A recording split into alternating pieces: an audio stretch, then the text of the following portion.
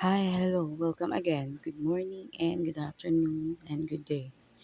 Our objective today is to ride the bus from TAF to Spania Boulevard, riding through the bus from Nakpil until we will see here the ordinary Thursday at afternoon can also be street smooth travel here. Our number two, second objective, see some activity place. We will see here and then as we want to expect. Objective number three is plan what to do next day, going in and out or place to place where we want to travel here from here and to then.